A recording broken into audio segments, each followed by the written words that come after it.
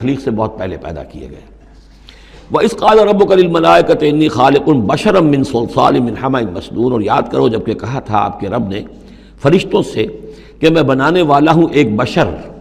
اس کھنکھناتے ہوئے سنے ہوئے گارے سے۔ پھر وہی الفاظ من صلصال من حمأ مسنون، ثقیل لفظ ہے، ثقیل اصطلاح ہے۔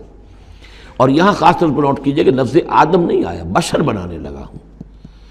کہیں بھی قرآن مجید میں جہاں یہ تخلیق کے ابتدائی مراحل بیان ہوتے لفظ آدم کہیں نہیں ملے گا آپ کو، سوائے وہ ایک آیت میں نوٹ کرا چکا ہوں سورہ آل عمران کی، کہ عیسیٰ کی مثال بھی اللہ کے نزدیک آدم کی سی ہے، خلقہ من تراب ثم قال له کن فیکون، وہ ایک مثال موجود ہے، لیکن باقی کہیں آپ کو بشر، انسان، جب میں بنانے والا ہوں ایک انسان